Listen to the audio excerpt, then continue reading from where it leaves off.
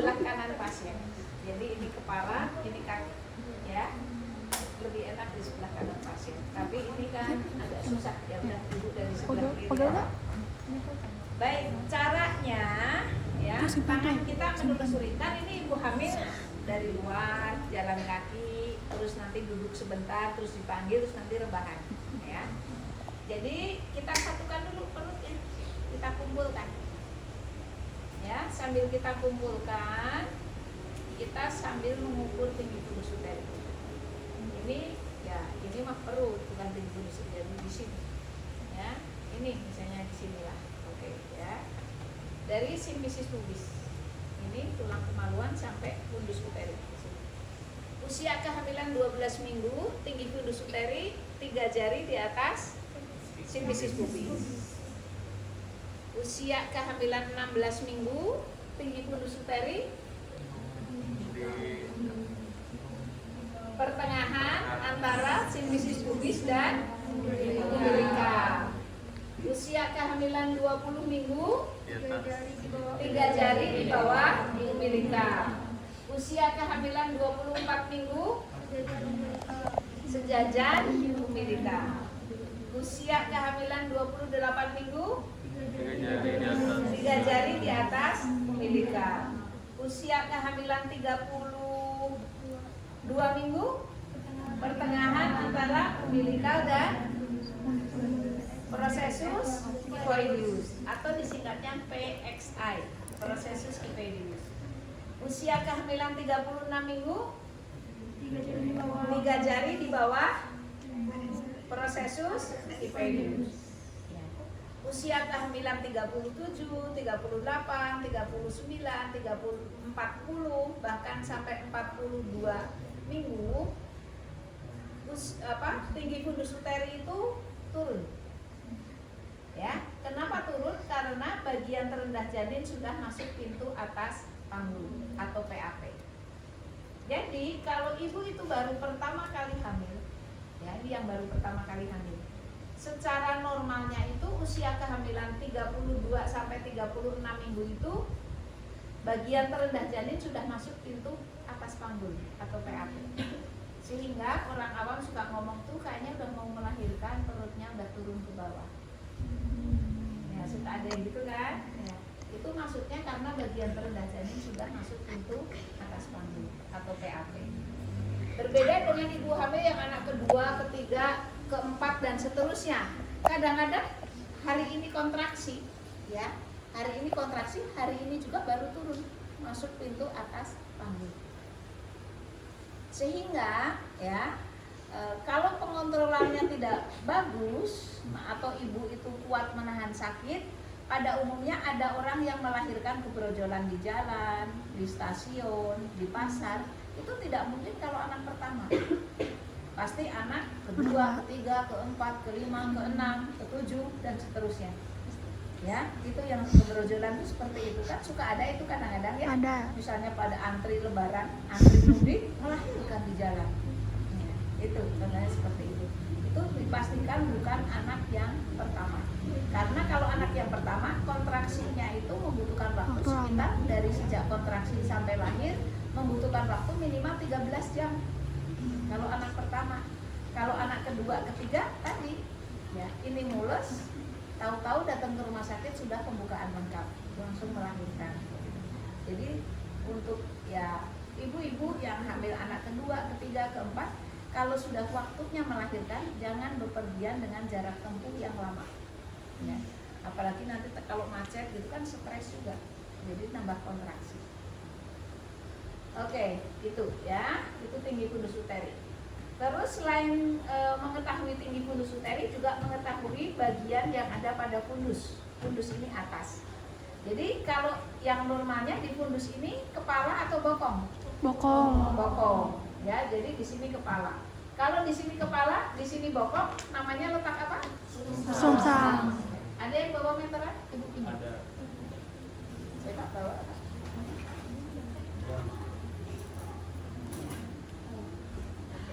Ya, tadi tinggi fundus uteri kita menggunakan tangan, ya jari dan sebagainya. Dan ini masih teori Leopold.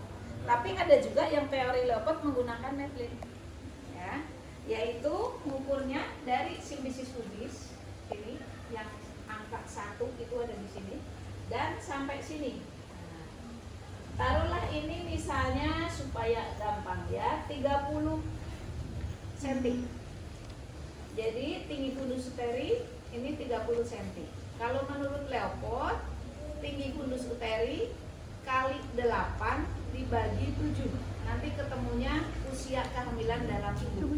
Silahkan dijumlah. 30 kali 8 240. 240 dibagi 7. 34,2. Ya, 34,2. 34,2 minggu. Jadi usia kehamilannya itu prinsipnya itu ya. Jadi tinggi fundus uteri kali 8 dibagi 7 ketemu nanti usia kehamilan satuannya dalam minggu. Ini teori Leopold ya. Tadi kalau misalnya tinggi fundus uteri 30 cm, jadi kali 8 dibagi 7 maka ketemu di angka 34,2 minggu. Itu Leopold. Sekarang ada lagi teori apa? Yang seperti kita makan ayam suka kita itu McDonald atau McD. Teorinya tinggi fundus uteri dibagi 3,5. Nanti satuannya dalam bulan. Jadi kalau tinggi fundus uteri 30 dibagi 3,5 ada berapa? 8,5. Jadi 8,5 bulan. Kalau tadi Leopold ada 34,2 minggu, kalau McDonald ada 8,5 bulan. Kalau dosen Unpad ya, nanti kalian kalau mau uji kompetensi suka ada pengkayaan dari dosen Unpad. Ibu suka ikut lalu. Dia menghitungnya begini, kalau McDonald tinggi fundus uteri dibagi 7 kali 2. Coba. Kalau tinggi fundus uteri 30 dikali 7. dibagi 7 kali 2. Bagi 7 kali 2. 8,5 tetap. Iya. Sama, cuma dia pakai jalannya yang berbeda. Ya, jadi ada yang langsung dibagi 3,5. Kalau Bu Rudi kan senangnya yang praktis-praktis ya. Sama dengan dibagi 7 kali 2. Hasilnya sama karena 7 itu kan kalau dibagi 3,5 sama dengan 2 ya. Dosen Unpad suka begitu, dia pakai ilmu yang begitu. Oke, jadi sudah ya, kita menghitung usia kehamilan sudah ya, dengan Leopold maupun dengan McDonald. Sekarang kita masuk Leopold 2. Tujuan Leopold 2 untuk Detak jantung. mengetahui Detak jantung. punggung dan Punggung. ekstremitas. Tangan kita dua di sini, satu mendorong ke arah yang berlawanan, ya. Kita dorong, ya. Kita dorong, di sini kita raba. Kalau yang teraba itu panjang, keras, tidak ada rongga, maka itu Punggung. punggung. Oke, ini punggung di sini. Jadi kalau punggung di sini namanya ini punggung kiri, punggung kanan? Kiri. Kiri. Kiri. Kiri. Kalau kepala ibu di sini. Punggung kiri. Dan cuma dua, kalau nggak kiri kanan. Ya. Punggung atas. Atau biasa disingkat puki. Puki? Puki. Puki man. Ya. Kalau punggung kanan, puka. Nanti mahasiswa kalau lihat laporan di status pasien, kalau dinas Polri kebidanan nanti Gak tahu. Leopold 2 puki, Leopold 2 puka. Maksudnya punggung kiri, punggung kanan. Oke ya, jadi punggung ada di sebelah kiri. Sekarang periksa yang sebelah kanan. Yang bagian tangan sebelah kiri tetap mendorong ke arah yang berlawanan. Ini kayu nggak ada bedanya, tapi kalau perut ibu kan nanti ada ya. Kita dorong, kita raba. Ada yang menonjol, tidak rata, dan ada rongga. Berarti ekstremitas. Oke. Selanjutnya, kalau kita sudah ketemu punggung janin, maka kita akan mendengarkan denyut jantung janin. Kenapa mendengarkannya di punggung? Karena di dada janin ini ada tangan dan ada kaki. Kan posisinya begini. Ya, gitu. Sekarang di sini ini punggungnya. Sekarang ibu mau bertanya, jantung dekat dengan kepala atau bokong? Jantung siapa yang dekat dengan bokong? Yang Fitri. Jadi dekat kepala. Tadi kan kita udah sepakati kepala di sini, ya, Iya. bokong di sini. Jadi kita dengarkan di sebelah sini. Ya, mendengarkan denyut jantung janin bisa menghadap pasien, bisa membelakangi pasien. Ya, kalau Bu Rudi senang membelakangi pasien karena ini kita mendengarkan itu kan begini-begini, ya kan? Mimik wajah kita itu kan berubah-ubah karena kita sedang mencari. Ya, nanti kalau mimik wajah kita yang berubah-ubah, kelihatan pasien keburu stres. Aduh, denyut jantung janin anak saya nggak ada. Pantesan dari pagi teh nggak ada gerakan. Atau padahal tadi pagi ada gerakan tapi memang gerakannya nggak kuat, jadi dia suka nambah-nambahin, ya. Jadi udah keburu stres. Jadi kalau guru ini senang membelakangi pasien, ya. Ini daerah sini. Kita dengarkan. Tangan kiri kita atau tangan kanan kita pegang jam atau kita mengenakan jam yang ada secondnya. Tangan yang sebelahnya itu pegang nadi radial ibu. Ya, ini. Jadi nadi tangan ibu kan di sini. Ya, kita pegang nadinya. Ya. Sambil pegang nadi ibu, ya.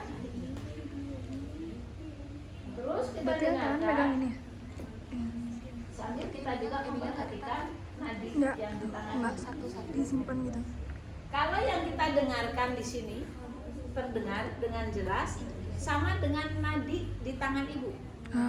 Maka yang kita dengar itu adalah arteri abdomen ibu. Denyutan arteri abdomen ibu. Ya. Kalau nadi ibu itu kan normalnya sekitar 80 sampai 90 kali per menit. Kalau denyut jantung janin normalnya berapa? 120. 120 sampai 160 kali per menit. Jadi lebih cepat yang denyut jantung janin. Oke, kalau tadi seolah-olah itu sama dengan nadi ibu, maka kita cari lagi lokasinya. Anda cari lokasi ini kan begini-begini, betul nggak? Iya. Tuh. Tangan kita tinja, ini pegang nadi ibu. Ternyata betul, yang kita dengar itu lebih cepat daripada nadi ibu. Karena tadi nadi ibu antara 80 sampai 90, sedangkan denyut jantung janin 120 sampai 160. Jadi ya lebih cepat, ya. Kalau sudah ketemu, ya, kita dengarkan denyut jantung. Ya. Kita dengarkan pertama 5 detik pertama. Hasilnya 12. Istirahat 5 detik. Kita dengarkan lagi 5 detik kedua. Hasilnya 12. Masih sama. Istirahat lagi 5 detik. Kita dengarkan lagi 5 detik. 5 detik ketiga hasilnya 11. Jadi 12 tambah 12 tambah 11. Jadi berapa? 35. Dalam waktu berapa detik? 15. Untuk mendapatkan 1 menit kali 4. Jadi 35 kali 4 sama dengan 100 berapa? 140 kali per menit. Jadi normal, ya. Itu caranya. Oke, sekarang kita masuk Leopold 3. Tujuan pemeriksaan Leopold 3 untuk mengetahui apakah bagian terendah janin, ya, tangannya begini, sudah masuk pintu atas panggul ataukah belum. Ya. Itu tujuan pemeriksaan Leopold 3. Ya, tangan kiri kita menekan di fundus, menahan supaya ini tidak geser-geser, ya. Tekan terus tangan kanan kita ini harus sampai teraba kepala janin. Ya, yang kesulitan kalau ibunya perutnya tebal. Ya, jadi kita harus sampai dalam, tapi harus sampai ke bagian. Ya. Oke, seandainya ini sudah kepegang perut janin, kita goyangkan. Kalau goyangannya masih bebas, berarti bagian terendah janin belum masuk pintu atas panggul. Udah, hasilnya ini misalnya pasien A udah turun, ya, udah selesai pemeriksaan. Ganti lagi pasien baru, periksa. Leopard 1 tadi sudah, Leopard 2 sudah, Leopard 3. Ya. Nahan di kudus, ini digerakkan. Gerakannya ada gerakan tapi tidak bebas.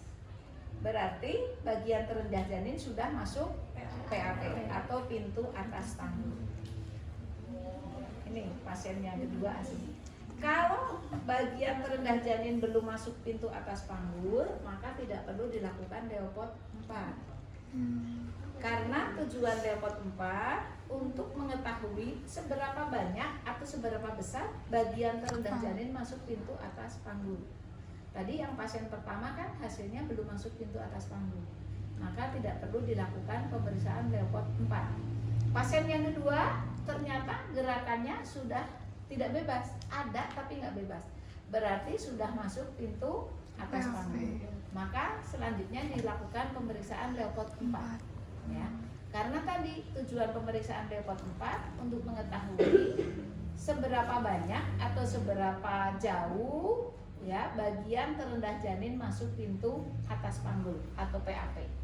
Caranya pemeriksa membelakangi pasien. Nah, kalau ini harus, kalau tadi mendengarkan denyut jantung bisa membelakangi, bisa menghadap pasien. Tapi kalau Leopard 4 ini harus ya membelakangi pasien. Tangan kita menelusuri dari samping abdomen. Ya, itu udah sampai sini. Karena ini udah nggak ada ruang. Ini udah mungkin ada pundaknya bayi, ya pundak janin atau leher janin atau kepala janin. Jadi posisi tangan kita gini aja. Kalau begini namanya apa? Apa? Divergen. Oh, divergen. Ya, jadi ingat lagi ya. Divergen. Kalau divergen, ya ini lurus, ini tangan kita udah nggak bisa di sini. Divergen. Ini berarti sebagian besar, bagian terendah janin, bukan bagian badan janin ya, bagian terendah janin, maksudnya kepala. Bagian terendah janin masuk pintu atas panggul. Ini divergen, berarti sebagian besar. Udah ganti pasien, seolah di pasien udah ganti. Pasien baru ganti. Pemeriksaan Leopard 1 udah, 2 udah, Leopard 3 hasilnya sama. Tadi misalnya bisa goyang tetapi tidak bebas. Jadi perlu dilakukan pemeriksaan Leopard 4. Kita telusuri lagi Leopard 4.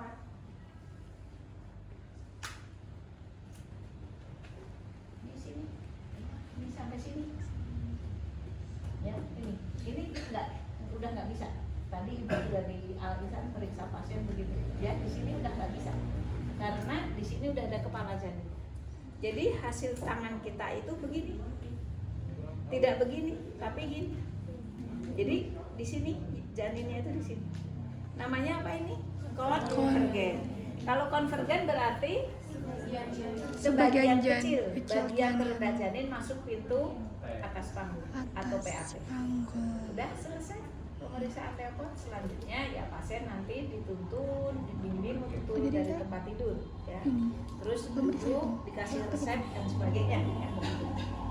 Sudah, ada yang mau ditanyakan? Pemeriksaan Leopard 1,